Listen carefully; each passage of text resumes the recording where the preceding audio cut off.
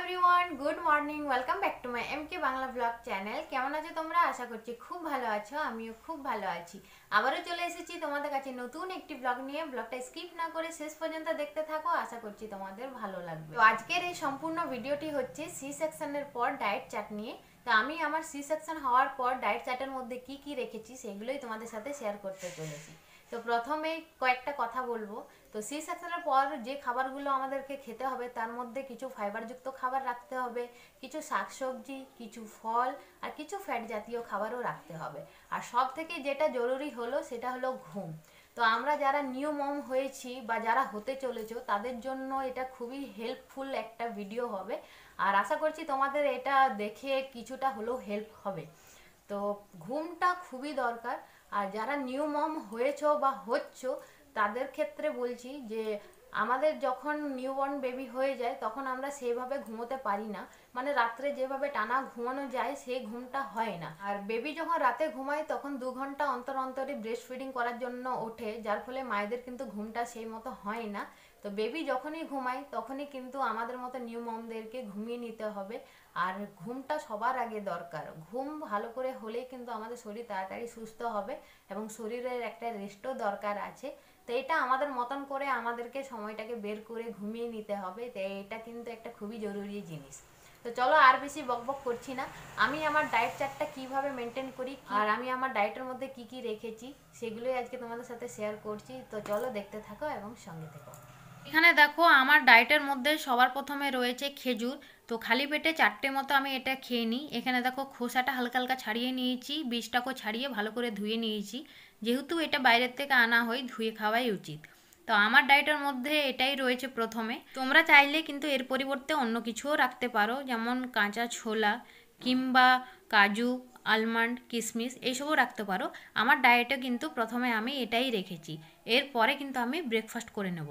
তো চলো এটা খেয়ে নিই, ব্রেকফাস্টে কি আছে সেটা পরে দেখাচ্ছি। তো আজকে দেখো আমার ব্রেকফাস্টে রয়েছে ঘিয়ের পরোটা, তার সাথে রয়েছে একটা ডিম সেদ্ধ আর সাথে রয়েছে আলু সেদ্ধ মাখা। তো এটা হচ্ছে আজকের আমার ব্রেকফাস্ট।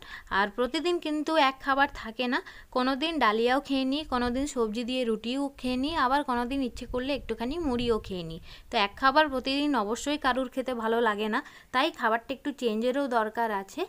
আর বেশি অয়েলি জাতীয় খাবার না খাওয়াই ভালো। যেহেতু আমার 3 মাস হয়ে গেছে তাই আমাকে এখন ঘি দিয়ে পরোটা দেওয়া হচ্ছে।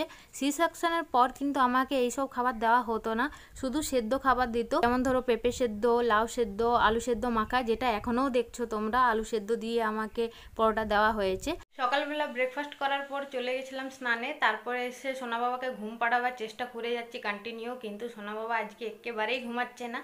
একদিন করে ওই যে বলেছিলাম না আগের ভিডিওতে, একদিন করেও ঘুমায় আর একদিন করেও ঘুমাতেই চায় না। অনেকক্ষণ ধরে চেষ্টা করে যাচ্ছি, ঘুমাচ্ছেই না। এখন একটুখানি ঘুমিয়েছে, জানি না কতক্ষণ ওর ঘুমটা, হয় 5 মিনিটেরও হতে পারে কিংবা আধ ঘন্টারও হতে পারে। এখানে দেখো আমার সোনা বাবা ঘুমিয়ে পড়েছে।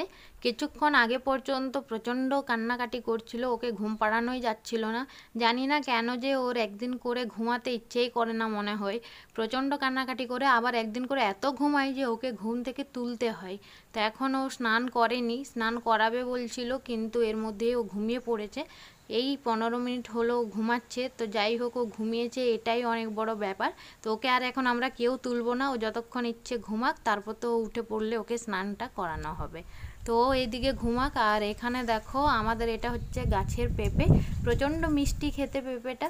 আর অনেক পেঁপে গাছের মধ্যে পেকে পেকে নষ্ট হয়ে যাচ্ছে, পাখি তো খেয়ে যাচ্ছে। তো আজকে বাবা পেড়ে দিয়েছে, 2খানা পেঁপে পাড়া হয়েছে, তার মধ্যে একটা কাটা হয়েছে। তো এখন আমি পেঁপেটা খেয়ে নেব। আর পেঁপে খাওয়াটা খুবই ভালো সি সেকশনের পর, তাতে সেটা সেদ্ধ হোক কিংবা রান্না করেই হোক কিংবা পাকাই হোক। তো আমি এখানে খেয়ে নেবো, সবাই খেয়ে নিয়েছে, আমারটাই পড়ে রয়েছে। আমি স্নান করতে চলে গেছিলাম বলে এতক্ষণ খাওয়া হয়নি, তারপর সোনা বাবাও কান্নাকাটি করছিল।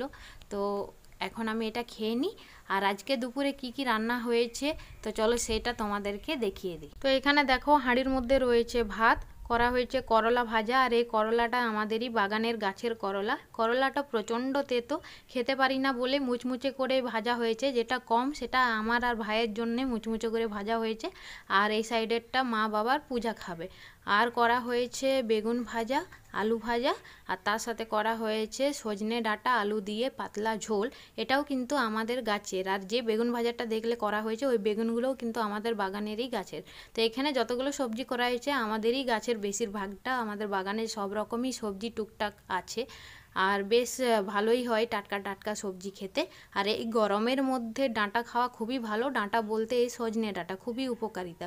আর তার সাথে করা হয়েছে পেঁপে আলুর তরকারি, পেঁপেটাও কিন্তু আমাদের গাছে। আর এখনও কিন্তু রান্না কমপ্লিট হয়নি, শাক হতে বাকি আছে। তো যতগুলো রান্না হয়েছিল সেগুলো তোমাদেরকে দেখিয়ে দিলাম, পরে আরেকবার না হয় দেখিয়ে দেবো। এইদিকে আমাদের সমস্ত রান্নাবান্না কমপ্লিট হয়ে গেছে, আর এইদিকে লাঞ্চের টাইমও হয়ে গেছে, তাই খেতেও বসে পড়েছি। কি কি রান্না হয়েছে সেগুলো তো আগেই দেখিয়ে দিয়েছি, তার মধ্যে 2-3টে জিনিস ছিল না, যেমন শশাটা গরমকালে তো খাওয়া উচিত, আর স্যালাডটা খুবই দরকার আমাদের সি সেকশনের পর। তো আমাদের বাগানে যখন গাজর ছিল তখন তো গাজর বিট সব কিছু মিশিয়ে স্যালাড করা হতো, এখন গাজর শেষ হয়ে গেছে তো শশাটাই শুধু খাচ্ছি। আর শাক ছিল না, আগের যে তোমাদেরকে রান্নাগুলো দেখিয়েছিলাম তার মধ্যে শাকটা ছিল না, তো শাকটা পরে করে করা হয়েছে সেটা দেখিয়ে দিলাম। আর যেটা বাটির মধ্যে দেখছো ওটা হচ্ছে মাংস, তো ওটা ছোট বৌদি দিয়েছে। বাকি সমস্ত কিছু তো আগেই বলে দিয়েছি কি কি রান্না হয়েছে।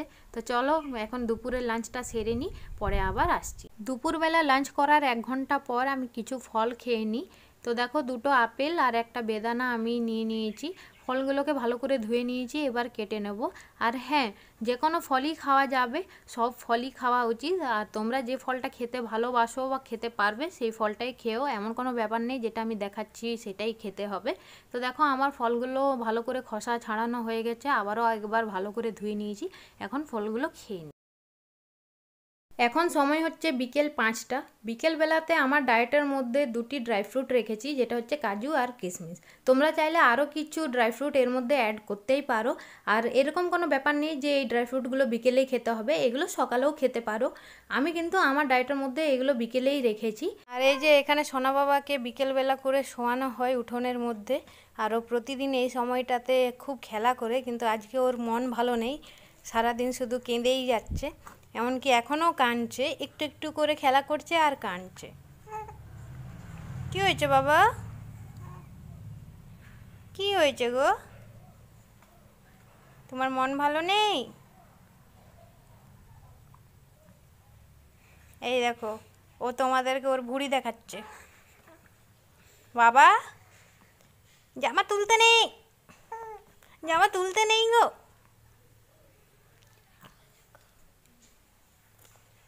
তো এখানে খেলা করছে, আর ওর পাশে রয়েছে ওর 2খানা দিদি ভাই। আর রান্নাঘরে চলো দেখাই। তো এখানে দেখো হচ্ছে পায়েস, তো আজকে পূজার জন্মদিন। আর পূজা বললে হয়তো তোমরা অনেকেই চিনতে পারবে না, পূজা হচ্ছে আমার ভাইয়ের বউ। ওর কালকে জন্মদিন ছিল, কিন্তু কালকে আমাদের কারোরই জানা ছিল না যে ওর কালকে জন্মদিন, সেটা আজকে পালন করা হচ্ছে। তো এখানে হাঁড়ির মধ্যে পায়েস হচ্ছে, আর হবে সাথে আলুর পরোটা। তো এখানে আলুটাকে সেদ্ধ করে ভেজে রেখেছে মা।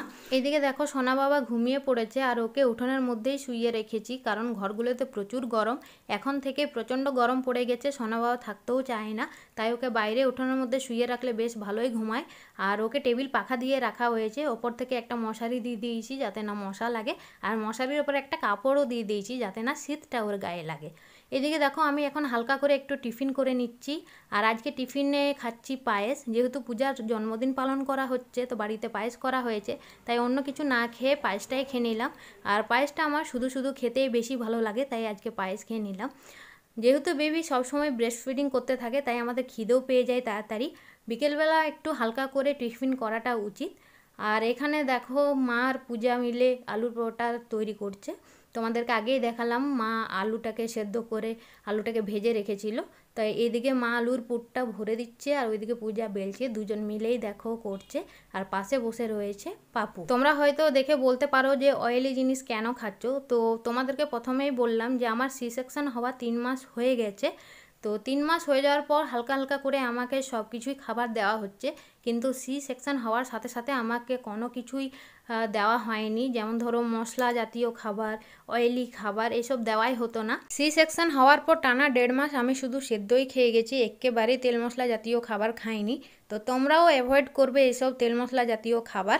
যেহেতু 3 মাস হয়ে গেছে তাই এখন একটু একটু করে আমাকে এইসব খাবার দেওয়া হচ্ছে। আর বাকি তো তোমাদেরকে আমি বললামই যে কি কি খাবার খাওয়া উচিত, আর আমি আমার ডায়েট চার্টটা তো তোমাদের সাথে পুরোটাই শেয়ার করলাম। তো আমার এই পুরো ডায়েট চার্টের ভিডিওটা দেখতে তোমাদের কেমন লাগলো অবশ্যই কমেন্ট করে জানিও, আর যদি ভালো লেগে থাকে তাহলে লাইক শেয়ার করে চ্যানেলটাকে সাবস্ক্রাইব করে আমার পাশে থেকো। আগামীকাল দেখা হচ্ছে নতুন কোনো একটি ব্লগের সাথে। সবাই সুস্থ থেকো, ভালো থেকো। আজকের মতো এখানেই টাটা, বাই বাই।